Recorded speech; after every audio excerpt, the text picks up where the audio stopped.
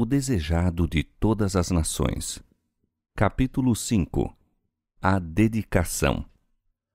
Cerca de 40 dias depois do nascimento de Cristo, José e Maria levaram-no a Jerusalém para o apresentar ao Senhor e oferecer sacrifício.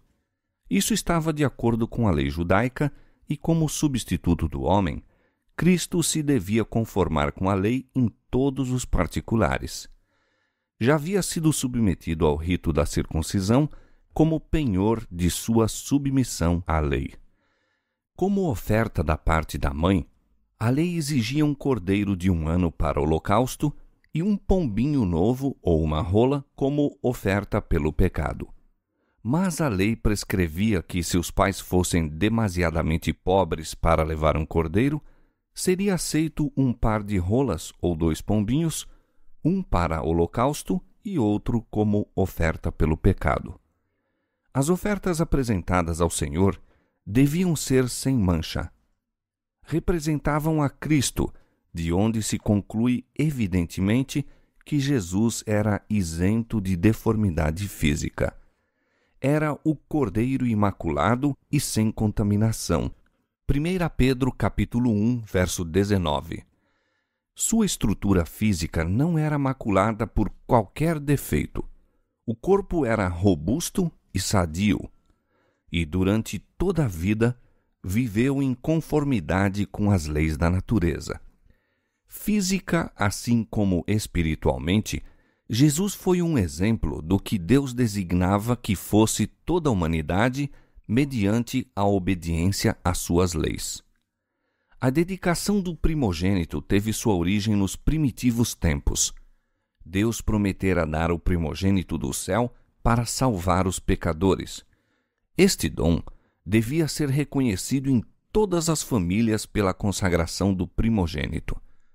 Devia ser consagrado ao sacerdócio como representante de Cristo entre os homens. Na libertação de Israel do Egito, a dedicação do primogênito foi novamente ordenada.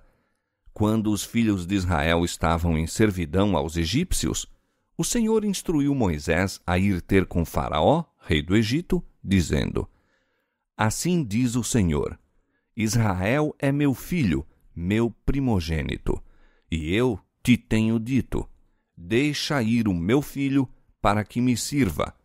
Mas tu recusaste deixá-lo ir.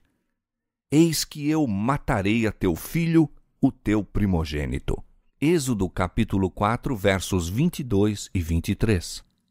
Moisés entregou sua mensagem, mas a resposta do orgulhoso rei foi: Quem é o Senhor para que eu obedeça a sua voz e deixe ir Israel? Não conheço o Senhor e não deixarei ir Israel. Êxodo 5, 2. O Senhor operou em favor de seu povo por meio de sinais e maravilhas, enviando terríveis juízos sobre o Faraó. Por fim, o anjo destruidor foi incumbido de matar o primogênito do homem e dos animais entre os egípcios. A fim de que os israelitas fossem poupados, receberam instruções para pôr nas ombreiras da porta de sua casa o sangue de um cordeiro imolado. Cada casa deveria ser marcada para que, quando o anjo viesse, em sua missão de morte, passasse por sobre a dos israelitas.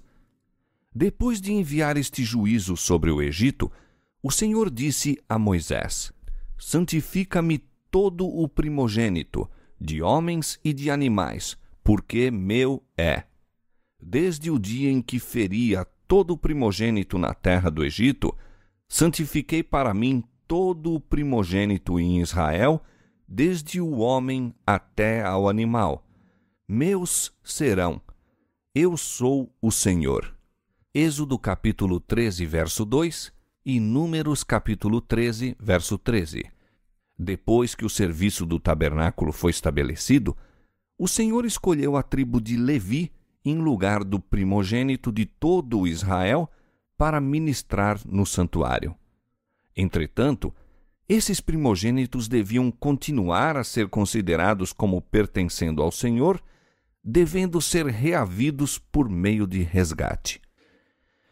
Assim, a lei para a apresentação do primogênito se tornava particularmente significativa. Ao mesmo tempo que era uma comemoração do maravilhoso libertamento dos filhos de Israel, prefigurava um livramento maior a ser operado pelo unigênito Filho de Deus. Como o sangue espargido nos umbrais da porta havia salvo o primogênito de Israel, assim o sangue de Cristo tem poder de salvar o mundo. Que significação, logo, se acha ligada à apresentação de Cristo? Mas o sacerdote não enxergou através do véu, não leu o mistério além. A apresentação de infantes era cena comum. Diariamente o sacerdote recebia o dinheiro da redenção ao serem as criancinhas apresentadas ao Senhor. Cotidianamente seguia a rotina de sua obra, prestando pouca atenção aos pais ou às crianças, a não ser que notasse qualquer indício de fortuna ou elevada posição dos primeiros. José e Maria eram pobres, e ao trazerem seu filho, o sacerdote viu unicamente um homem e uma mulher trajados à moda galileia e no mais humilde vestuário. Nada havia em sua aparência que atraísse a atenção, e a oferta que apresentaram era a das classes mais pobres. O sacerdote fez a cerimônia de seu serviço oficial. Tomou a criança nos braços e ergueu-a perante o altar.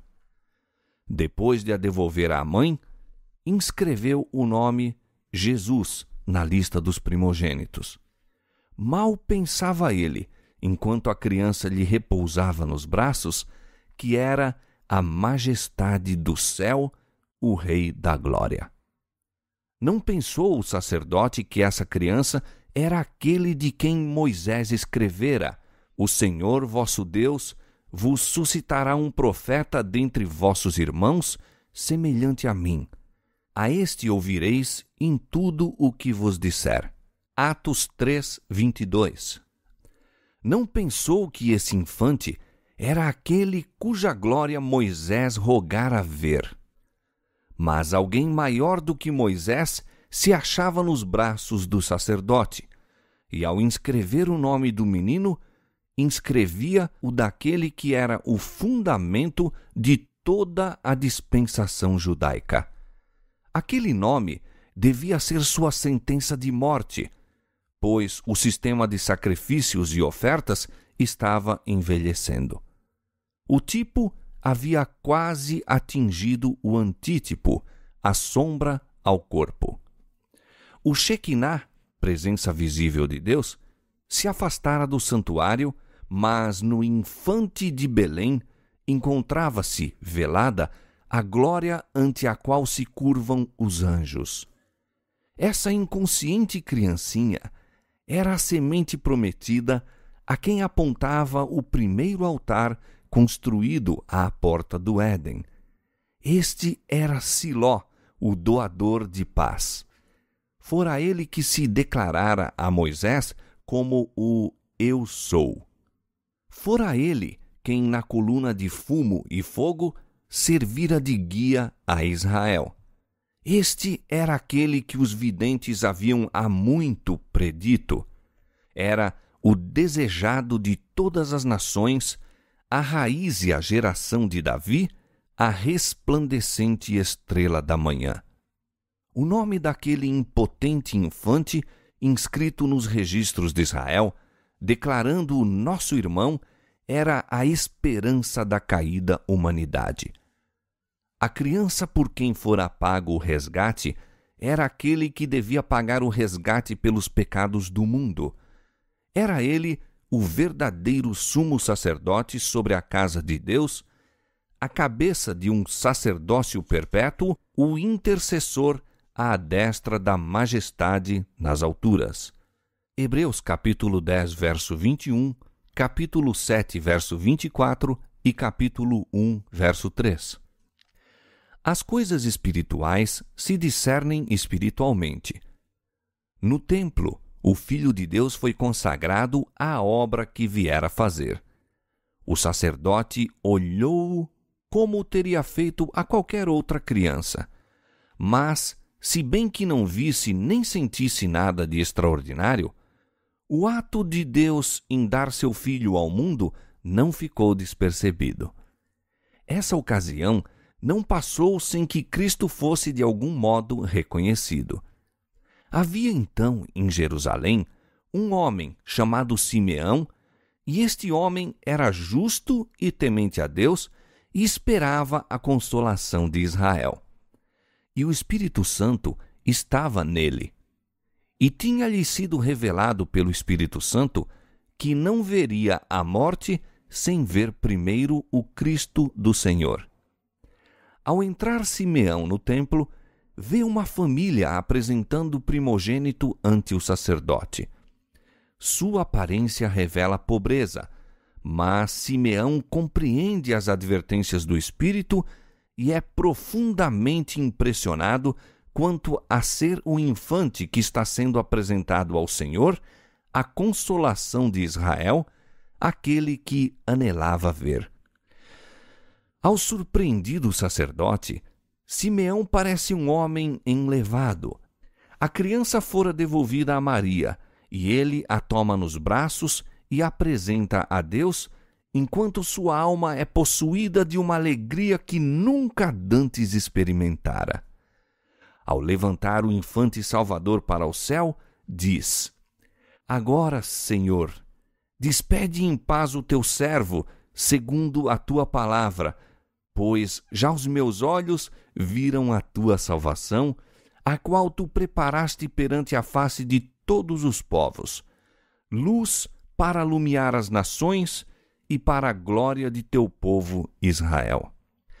O espírito de profecia estava sobre este homem de Deus, e enquanto José e Maria ali permaneciam, admirando-se de suas palavras, ele os abençoou e disse a Maria: Eis que este é posto para queda e elevação de muitos em Israel, e para sinal que é contraditado, e uma espada traspassará também a tua própria alma, para que se manifestem os pensamentos de muitos corações. Também Ana, uma profetisa, entrou e confirmou o testemunho de Simeão a respeito de Cristo. Ao falar Simeão, seu rosto iluminou-se com a glória de Deus, e ela derramou suas sinceras ações de graças por lhe haver sido permitido contemplar o Cristo do Senhor. Estes humildes adoradores não haviam estudado em vão as profecias, mas os que ocupavam posições de príncipes e sacerdotes em Israel, conquanto tivessem igualmente diante de si as preciosas declarações dos profetas, não estavam andando no caminho do Senhor, e seus olhos não se achavam abertos para contemplar a luz da vida. Assim é ainda.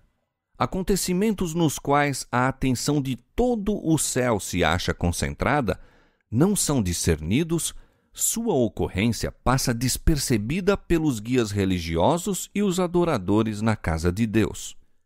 Os homens reconhecem Cristo na história, ao passo que se desviam do Cristo vivo. Cristo, em sua palavra, convidando ao sacrifício no pobre e sofredor que implora auxílio, na causa justa que envolve pobreza e fadiga e censuras, nestas coisas, ele não é hoje mais prontamente recebido do que o foi 1900 anos atrás. Maria ponderou a vasta e profunda profecia de Simeão. Ao olhar para a criança que tinha nos braços e relembrar as palavras dos pastores de Belém, enchia-se de grata alegria e iluminada esperança. As palavras de Simeão trouxeram-lhe à mente as proféticas declarações de Isaías. Brotará um rebento do tronco de Jessé, e das suas raízes um renovo frutificará. E repousará sobre ele o Espírito do Senhor, o Espírito de sabedoria e de inteligência, o Espírito de conselho e de fortaleza, o Espírito de conhecimento e de temor do Senhor. e a justiça será o cinto dos seus lombos. O povo que andava em trevas viu uma grande luz, e sobre os que habitavam na região da sombra da morte resplandeceu a luz. Porque um menino nos nasceu, um filho se nos deu, e o principado está sobre os seus ombros, e o seu nome será Maravilhoso, Conselheiro, Deus Forte, Pai da Eternidade, Príncipe da Paz. Isaías capítulo 11, versos 1 a 5 e capítulo 9, verso 2 a 6. No entanto, Maria não compreendia a missão de Cristo. Simeão profetizara dele como a luz para os gentios, bem como uma glória para Israel. Assim o anjo anunciara seu nascimento como novas de grande alegria para todos os povos. Deus estava procurando corrigir a estreita concepção judaica da obra do Messias. Desejava que os homens o olhassem não somente como o libertador de Israel, mas como o redentor do mundo. Muitos anos, porém, deviam passar antes de a própria mãe de Jesus poder compreender sua missão. Maria esperava o reino do Messias no trono de Davi, mas não via o batismo de sofrimento pelo qual esse trono deveria ser conquistado. Por meio de Simeão, revelava-se que o Messias não teria no mundo um caminho livre de obstáculos. Nas palavras dirigidas a Maria, uma espada traspassará também a tua própria alma, Deus, em sua compassiva misericórdia, dá à mãe de Jesus uma indicação da angústia que já por amor dele começara a suportar. Eis que este é posto para a queda e elevação de muitos em Israel e para sinal que é contraditado, dissera Simeão. Teriam de cair os que se quisessem erguer novamente. Precisamos cair sobre a rocha e despedaçar-nos antes de poder ser elevados em Cristo. O eu tem de ser destronado, abatido o orgulho, se queremos conhecer a glória do reino espiritual. Os judeus não queriam aceitar a honra que se obtém por meio da humilhação. Não receberam, portanto, o Redentor. Ele foi um sinal contra o qual se falaria, para que se manifestem os pensamentos de muitos corações.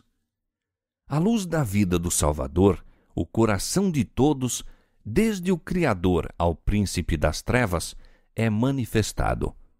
Satanás tem representado a Deus como egoísta e opressor, como pretendendo tudo e não dando nada, como reclamando o serviço de suas criaturas para a sua própria glória e não fazendo nenhum sacrifício em favor delas. Mas o dom de Cristo revela o coração do Pai. Ele testifica que os pensamentos de Deus a nosso respeito são pensamentos de paz e não de mal. Jeremias 29, 11. Declara que, ao passo que o ódio de Deus para com o pecado é forte como a morte, seu amor para com o pecador é ainda mais forte do que a morte. Havendo empreendido nossa redenção, não poupará coisa alguma, por cara que lhe seja, se necessário for a finalização de sua obra. Nenhuma verdade essencial à nossa salvação é retida, nenhum milagre de misericórdia negligenciado, nenhum instrumento divino deixado de ser posto em ação.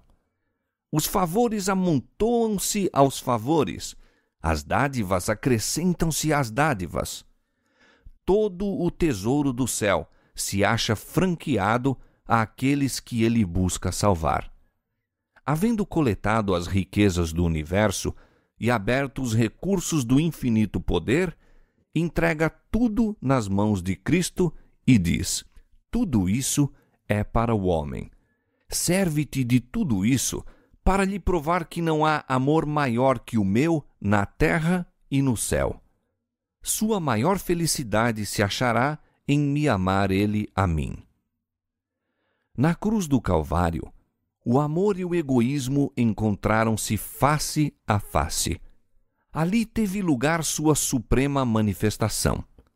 Cristo vivera unicamente para confortar e beneficiar, e ao levá-lo à morte, Satanás manifestou a malignidade de seu ódio contra Deus. Tornou evidente que o real desígnio de sua rebelião era destronar o Senhor e destruir aquele por meio de quem o seu amor se manifestava. Pela vida e morte de Cristo, também os pensamentos dos homens são trazidos à luz. Da manjedoura à cruz, a vida do Salvador foi um convite à entrega e à participação no sofrimento. Revelou os desígnios dos homens. Jesus veio com a verdade do céu e todos quantos ouviam a voz do Espírito Santo foram atraídos a ele. Os adoradores do próprio eu pertenciam ao reino de Satanás. Em sua atitude em relação a Cristo, todos manifestariam de que lado se achavam, e assim todos passam sobre si mesmos o julgamento. No dia do juízo final, toda alma perdida compreenderá a natureza de sua rejeição da verdade. A cruz será apresentada e sua real significação será vista por todo espírito que foi cegado pela transgressão. Ante a visão do Calvário, com sua misteriosa vítima, achar-se-ão condenados os pecadores. Toda a falsa desculpa será banida. A apostasia humana aparecerá em seu odioso caráter. Os homens verão o que foi sua escolha. Toda a questão de verdade e de erro, na longa controvérsia, terá então sido esclarecida. No juízo do universo, Deus ficará isento de culpa pela existência ou continuação do mal. Será demonstrado que os decretos divinos não são cúmplices do pecado. Não havia defeito no governo de Deus, nenhum motivo de desafeto. Quando os pensamentos de todos os corações forem revelados, tanto os leais como os rebeldes se unirão em declarar: justos e verdadeiros são os teus caminhos, ó Rei dos Santos. Quem não te temerá, Senhor, e não magnificará o teu nome? Porque os teus juízos são manifestos.